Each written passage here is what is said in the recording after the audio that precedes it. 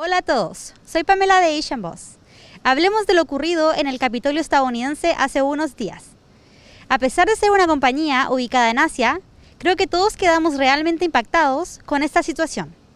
Y pudimos ver el concepto de democracia, tal y como lo conocemos, siendo amenazado. Como compañía, nuestro objetivo es disminuir las brechas sociales y culturales, y creemos posible poder discutir civilizadamente sobre estos temas y encontrar soluciones en conjunto.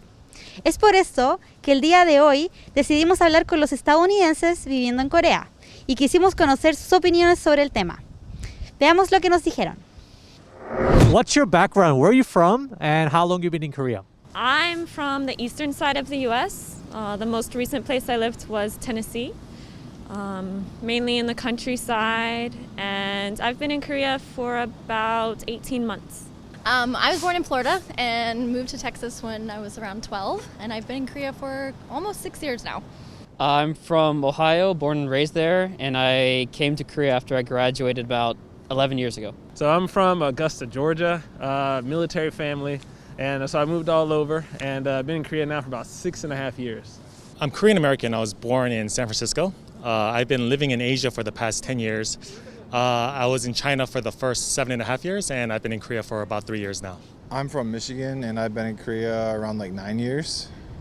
I'm from Louisiana, and I originally came to Korea in 2007. So I'm from the U.S., Texas. I've been living in Korea on and off for the past 15 years about. I lived in Washington, D.C. Right before coming to Korea 16 years ago. How often do you guys keep up to date with what's happening at home? For me, hourly. I mean, I'm a news junkie, so I'm reading the news when I wake up, during lunch, at night, so I'm pretty well informed. Pretty often. It's kind of hard to avoid because if I check social media, I'm always seeing things. So What are you seeing exactly? I guess just things like whether if it's with COVID or obviously with Trump, there's a lot of new things with that, or also with the current situation that happened a couple of days ago with Capitol Hill. How familiar are you guys with what's happening at the Capitol Hill and everything? I mean, for someone who lives outside the country, I know as much as I can. I watch the news every morning now and just see what's going on. Extremely familiar. Yeah. And I gotta say, just when I woke up that morning and just my phone just buzzing, and I'm like, what's happening? And just checking the phone, and my God, I freaked out, dude. What was your reaction when you saw that? I mean, to be honest, I was completely shocked. I woke up and saw it on social media, and I was like, is this real? What's going on? And then, of course, everyone's talking about it. So, yeah, it was pretty crazy. Yeah, it was crazy because we were on a conference call in the morning. We just woke up at 9 in the morning for a conference call with some people from the U.S. And I woke up and I saw Twitter blowing up, and we got on the conference call and we were talking with the people. One of them was in D.C. actually. And we were like, what is going on? Yeah, and they're like, oh, people stormed the Capitol. I'm just yeah, crazy. I was just thinking I saw that Trump had already tweeted that out a while back, and it was okay, this is really happening. He really got people to do this, so yeah. So you weren't really surprised per se? Well, I was in the back of my head, I was just remembering that he had tweeted that out, and I was like, okay, this can happen, but it's America. At this point, so many things have happened to where you feel less and less that things are surprises, so. It was shocking, but not surprising. What I mean is, something like this hasn't happened probably over 100 years, especially at the federal level, there's major attacks going on at the Capitol building. But it's not so surprising because things have been building up for the past couple of years. All the hatred from the top leaders on down. And I think COVID really tipped that particular aspect over because it wasn't just the economic issue, it wasn't just the health crisis issue. It was all encompassing, economically, health crisis on top of the political division that's been going on for the past several years. I don't know, angry. When I started seeing what was really happening, it was just anger because it was sort of a moment of, for someone who's been involved in politics and paying attention, it's in a big I told you so kind of moment. We told you this was going to happen. My first instinct was, this is just pretty ridiculous, my reaction. Especially the guy with the horn, the shaman. This is a joke, but the first thing I thought was is it that easy to infiltrate Capitol Hill?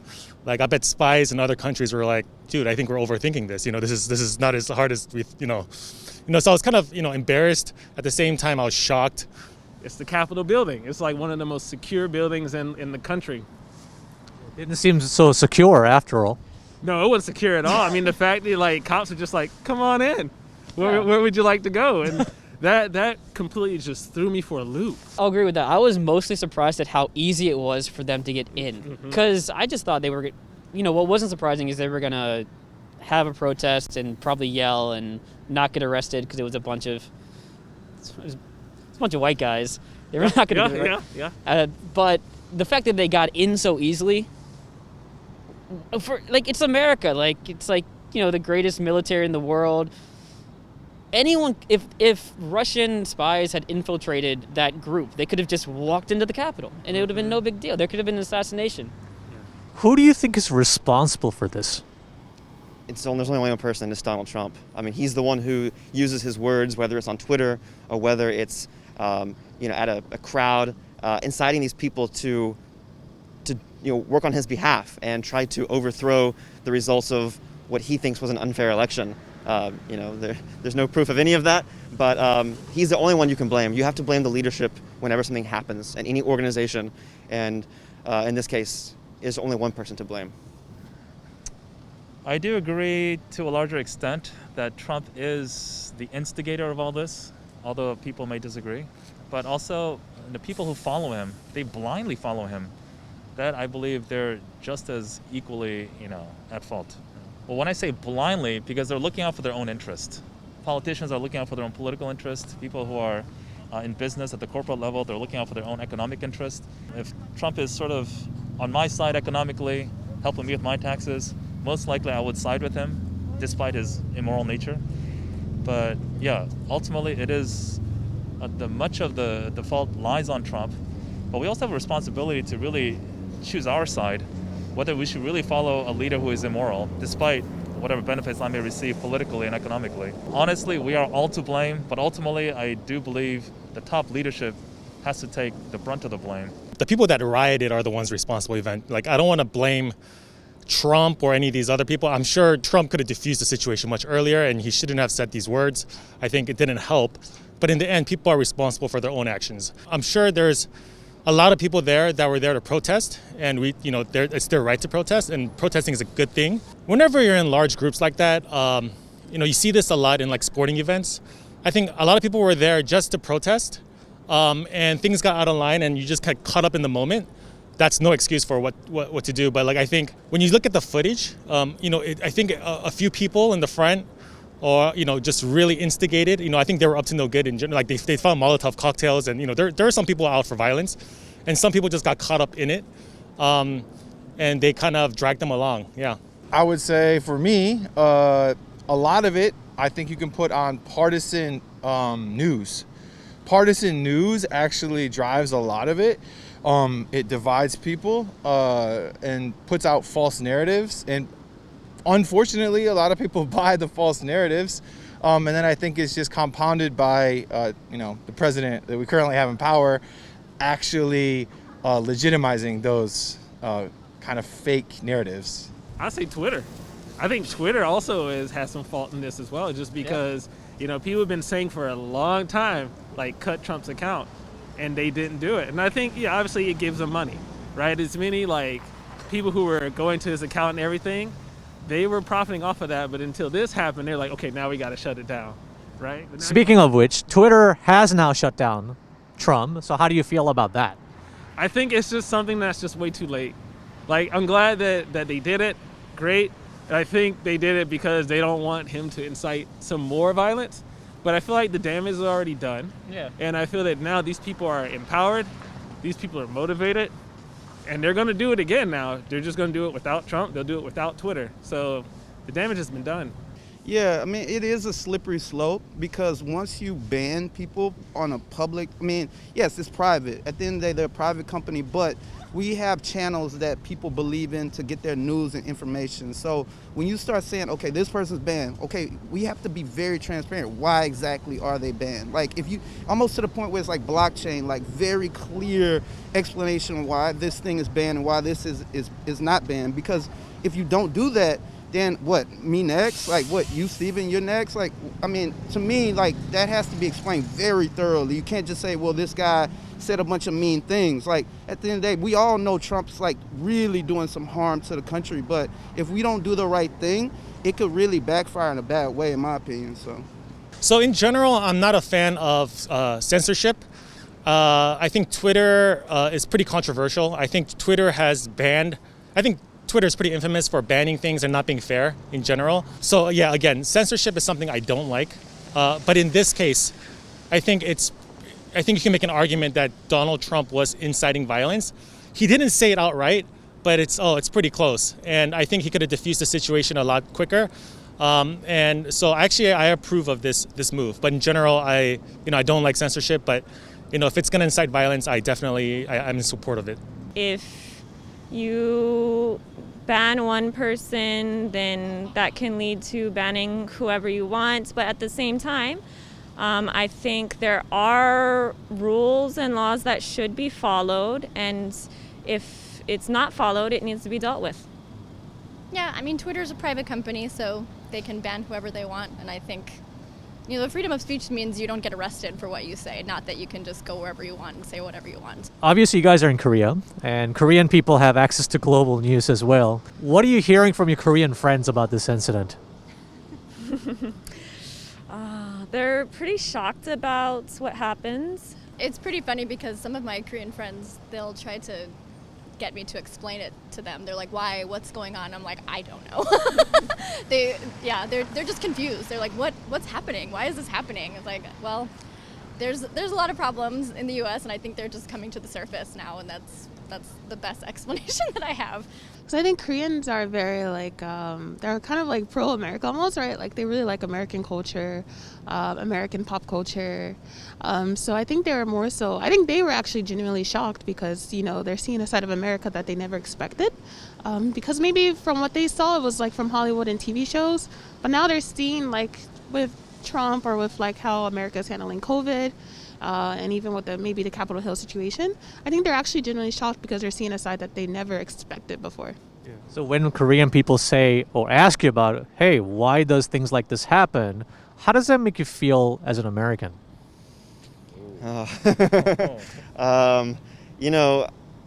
Embarrassed mostly.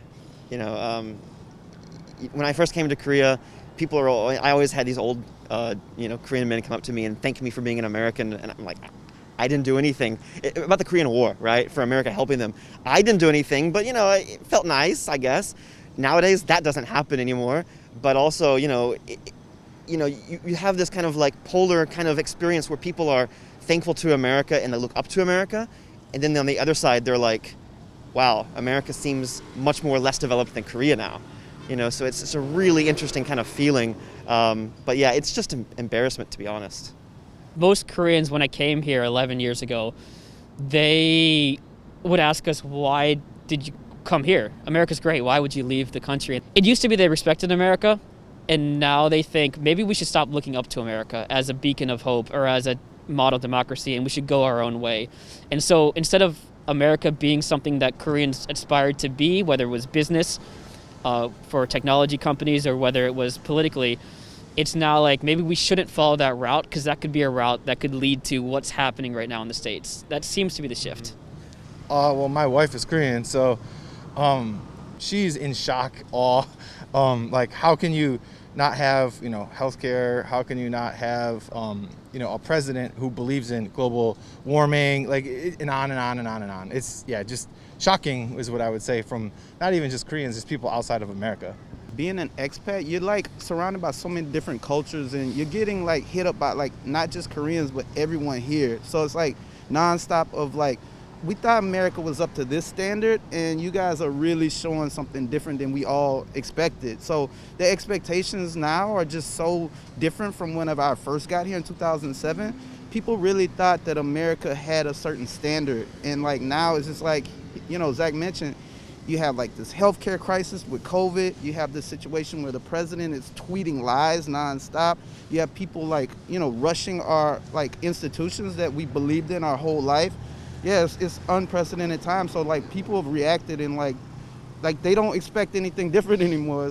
It's pretty like the bar is low. How does that make you feel when you hear things like that? That Korean people, think that we thought that America was here, but now like we don't really even have any expectations. How does that make you feel? How it makes me feel, it kind of makes me want to like go home and try doing something about it. Getting actively involved in local politics, trying to there's so many things that you can take. Like I lived in Shanghai too, and lived here. You learn things, you see different ways of doing things. For instance, like the healthcare situation here versus what's in America right now, especially with COVID, it's crazy. I think your perspective is just much broader. So I mean, it makes me think I would like to help America get back to like some level of respectability, really.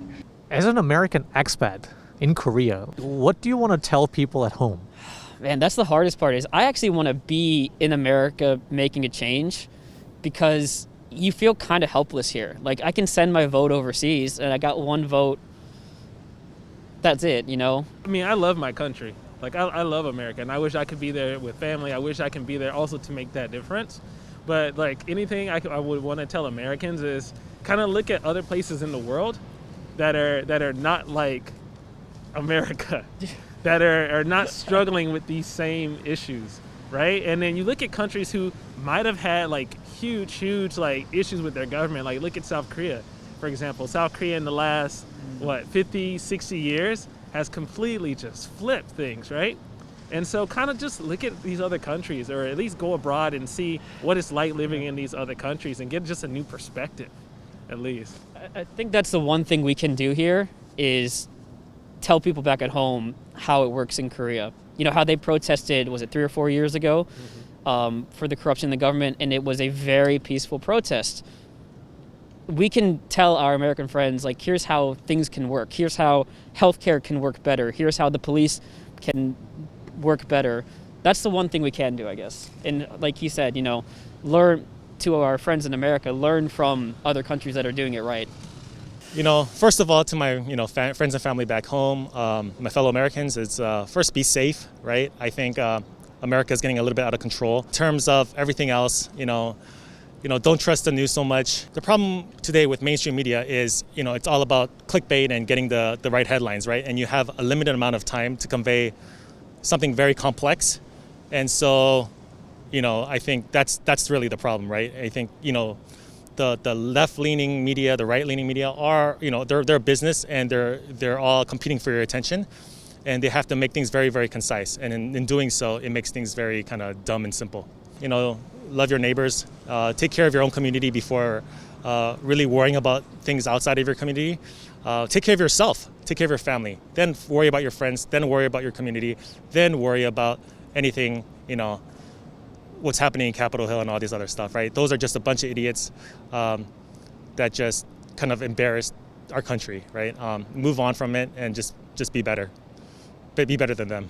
As an American living in America, sometimes it's hard to see the bigger picture. I had never seen it before, but living in another country, seeing how others think about America, seeing how Americans are behaving in America, it really broadens your views a bit. And so I would encourage other Americans to, read news sources that are not just the same as your own beliefs. Look at other countries, for example. Don't just follow the same one. And, when it's safe to travel, because that's the only way you can really open your mind and experience other cultures. And, America's not the only culture. It's not the only country in the world. It's a great country. I still believe that. But I think more Americans do need to open their eyes a bit more. Queremos agradecerle a todos los entrevistados por sus sinceras opiniones. Gracias por ver este video y, como siempre, mantente curioso.